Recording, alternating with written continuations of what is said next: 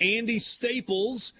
He writes at The Athletic. He's got a podcast called The Andy Staples Show. The acronym for that is FUN. You can figure that out on your own, and occasionally appears on SiriusXM satellite radio. Andy, what's up, man? Not much. Did y'all ever get the fourth quarter song figured out? I don't know. That was one of those kind of media day topics that seems to have faded away, although it did, I think, create a message board thread or 7.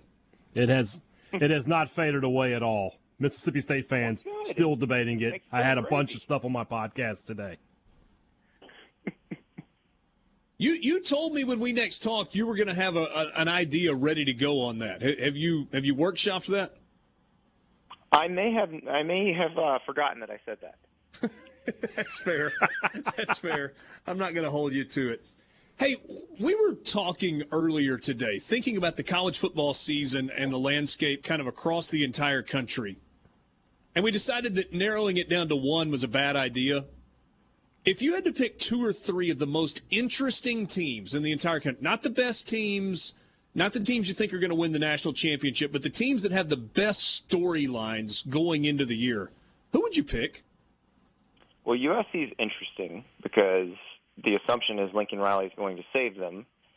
And I think there's more work to be done than people realize.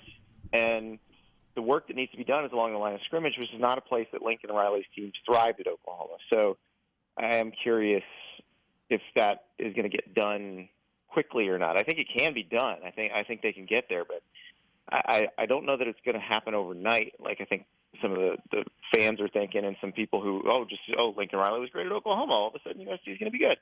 So I'd say them.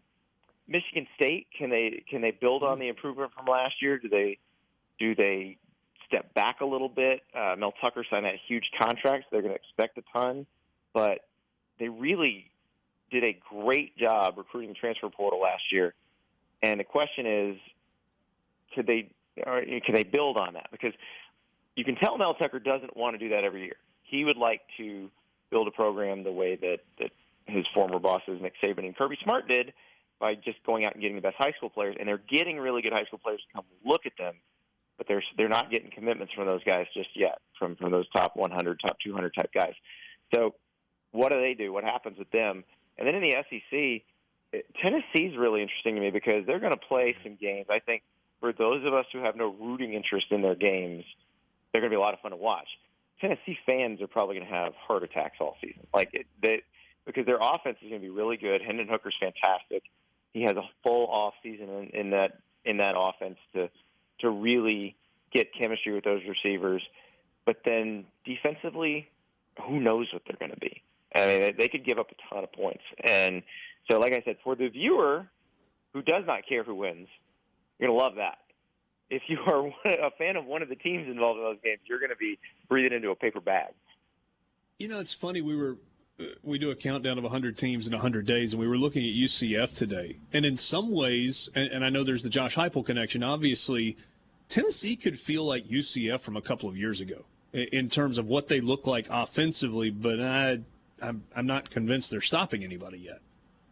Exactly, and part of that is the mass exodus after Jeremy Pruitt got fired.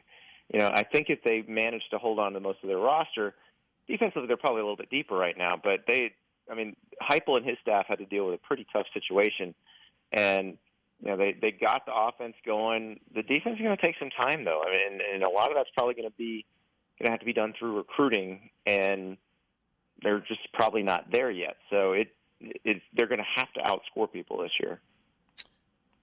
You mentioned Jeremy Pruitt. That was a mess, and the NCAA agrees that was a mess, and they've handed down their findings, but we're in this kind of toothless era of the NCAA. Because it was so local, we kind of compared what the NCAA found with Tennessee side by side with what they did with Ole Miss a few years ago.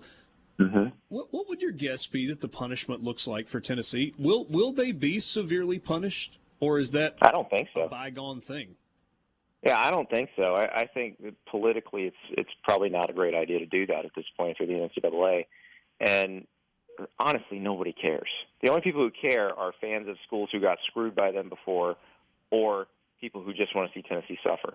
But nobody actually cares about what they did.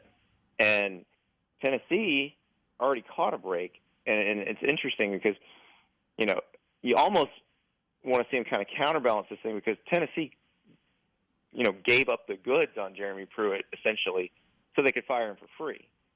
So they've already used this to their advantage. But again, that proves how stupid the system is. You got a guy who messed up. You then use that to fire him for free. The only recourse the NCAA has is punish people who had nothing to do with anything. Mm-hmm. It's an incredibly dumb system. Yeah.